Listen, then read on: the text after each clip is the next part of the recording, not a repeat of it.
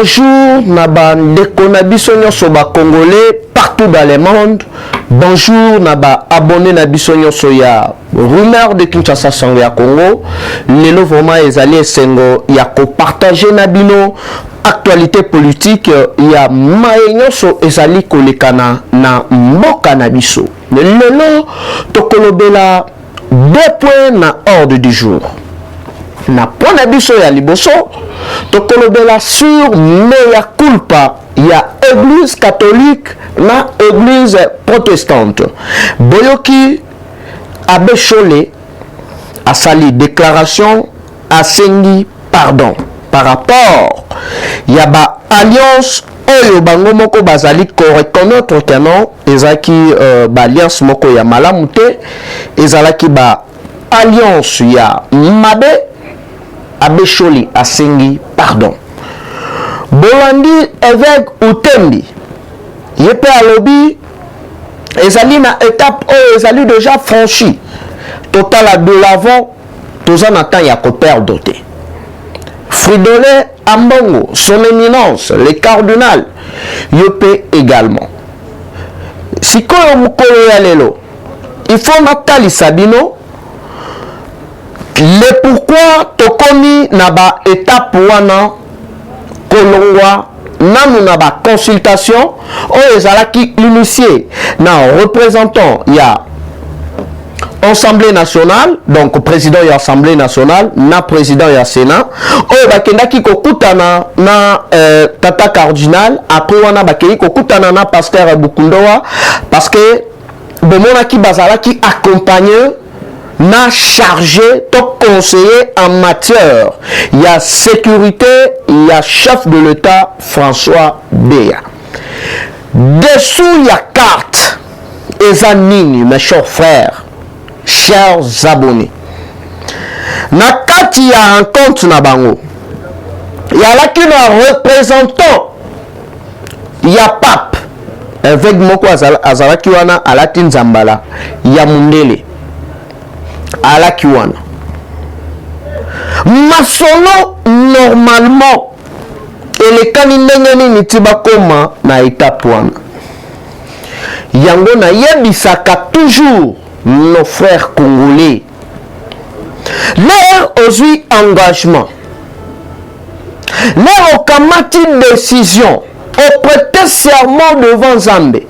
Olobi ke non ndenge zali wana ngai na ko servir Nzambe na ndenge moko ya solo kende na ngoti na suka. Mais soki ozali na moi en public ozali kotanga kombo ya Nzambe. Mais en coulisses makambu yo salaka ozali même pas ko correspondre Nzambe.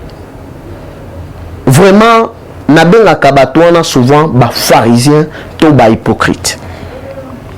Pourquoi na lobi bongo?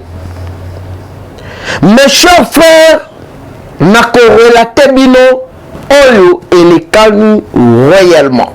Kitoko mana étape oyo na minute le soi-disant bloc patriotique. Batelengani. Lelo marche na bango ya santé et salini na ngote. Na deuxième point tokolobela négociation. Il y a ancien premier ministre Adolphe Muzit. Lolenge nini azana kati ya ba démarche pour na ko intégrer officiellement Union sacrée. Parce que commandant Genève Kino Lelo azali commis poser plusieurs questions et loko royalement bango balukaka ezalaka nini parce que au comment na leader nae lelo akoloba makambo mususu lobi ako changer alobi makambo mususu na kofongo la parenthèse moko oyo na kokanga na lombango. Ministre de la Finance Nicolas Kazadi. À chaque fois nga na bandaki kobetela yo maboko à chaque fois na bandaki ko encourager yo na musala o bandaki ko sala. Mais oyo nga na moni na oyo nga na découvrir na makambo zali ko sala yeba yango keno okozwa main libre. Bozali ko aider Fachite, bozali ko sunga chef de l'état te, bozali ko sunga chef de l'état te. Donc ça va bilan mususu. J'espère que place aux ali oyebi nini oyo mwana kole azali kolobela. Na yebi keno batu na yo moko na minito muteme komi obeta. Mais yeba keno babavire nyonso ozali kosala. Nga mwana koli naza déjà au courant. Na filmé pe naza na ba preuve. Yeba keno nakobelela remaniement ezali koya yebela. Alors vu que ezali vraiment histoire moko mulai wana nazali koloba par rapport ya ministre ya finance, mais lelo dans un premier temps na kolobelana nous dessous ya carte ya pardon ya fridolé ambongo ya pardon ya abeshole oyo bauti kosenga na peuple congolais na kolobelana nous me ya culpa na bango. Pourquoi ba comité na étape wana bango oyo bazalaki vraiment déterminé kadima ou rien bo kamata boboto la biso ba école mais botike la biso ba bâtiment bakei na tournée héros américaine, ça n'a pas marché. Bazongi sikoyo.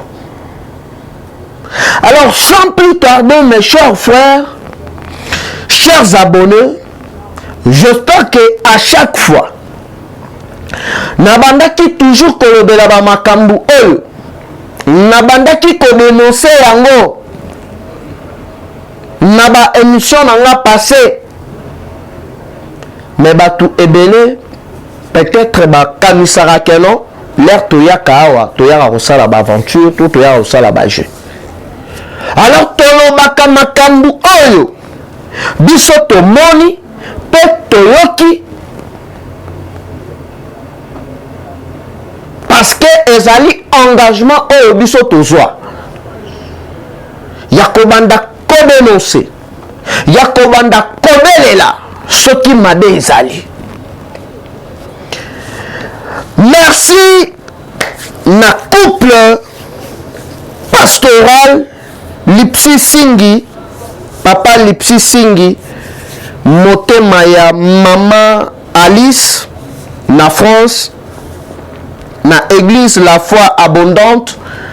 Vraiment chers parents, bozali awa pour la prière na bino pour na ba cadeau, vraiment ça me voit droit au cœur. Hein, je précise bien, Tara mère a salinga pena surprise moko agréable. Appelé mère na biso liputa vraiment salinga plaisir ya trop. Vraiment maman pasteur Alice, merci, merci. Na kokaki koloba yango ateme na lobi yango quand même parce que cadeau et ça la kamo esengo. Tout a commencé le lundi. Mes chers frères, ceux qui vous allez se rappeler, mukolo oyo tokendaka koyamba président Fachi l'air a outil voyage oya kendaki na makambo ya réchauffement climatique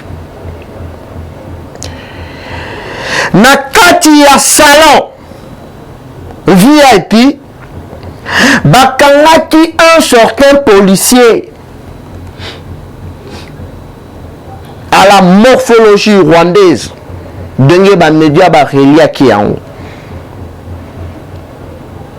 na arme na kati ya salon VIP place Facha yaka kopema na magie nini pe stratégie nini mutu wana akendaka ko se retrouver na kati ya salon VIP.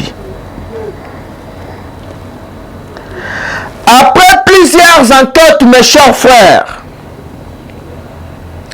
tu as découvrir que mutu wana abandaki ko travailler ensemble na quelques pasteurs oyo na kotanga bakombo na bango te pour l'ère d'unité.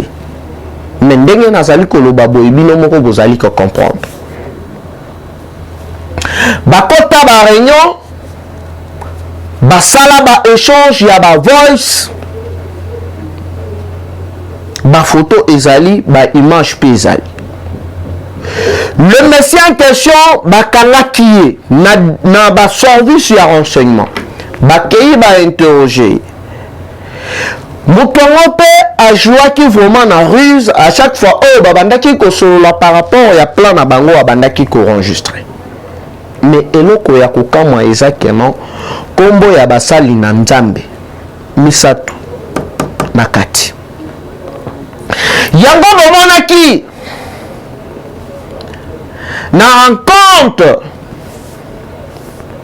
ya son éminence na pasteur ya église protestante bomonaki présence ya conseiller en matière ya sécurité ya chef de l'État François Béa. J'espère que bomonaki ndenge ba photo etamboli na ba réseaux sociaux bomonaki pe attitude oyaye bana mai bakangi bango loboko na saki ngate mutu na lobi policier wana mutu alobi ba se sentir humilié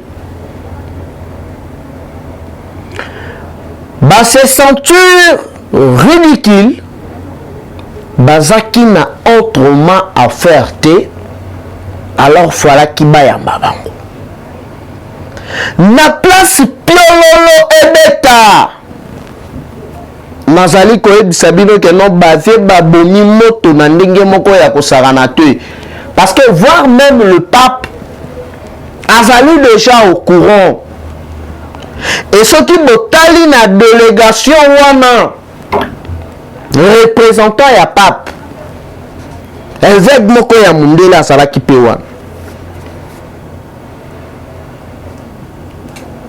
non biso toza na problème te falaki pe tozalaka consulter parce que tozali populaire toza boye mais pourquoi bosalaki yango et ce qui peut-être que non bakangaka policier wana te ce qui peut-être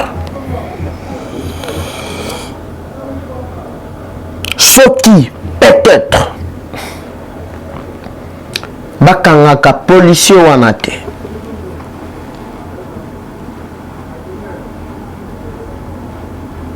elingaki esukela biso wapi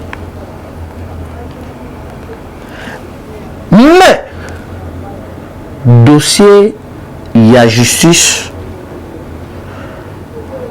dossier la justice et pour la kate dossier wana ezali yango lelo omoni abe dénoncé Chole à reconnaître erreur na bango ba reconnaître lolenge nini babandaki kotinda peuple na mabe bon marché bo sala boye lelo à reconnaître yango asengi pardon parce que autrement affaire égalité yango bomonaki banavete nyonso oyo conseiller en matière ya sécurité ya tata mokonzi akendaki ko consulter batu nyonso. C'était pour leur dire que ou soit c'est la prison ou soit point d'interrogation. Tobandaki koyebisa bino politique. Et ça, je vous salue marité. Politique. Et ça au nom du Père et du Fils. Si on a mis toyo, tant que boza même moral nabiso, tozo kende nango bon. Même mukolo oyo, bino boko tengama, biso pe matuza na biso kozala wana toujours prêt. Lisa c'est déjà na 4. Ntutu a rolo baba to bimisi ba missile. Sikoyo awa wanazali ko s'adresser na ba misele kete na ba PCO ba bandaki ko sala ba makelele libanda o teno bloc patriotique marche église catholique bona boy. Boza wapi?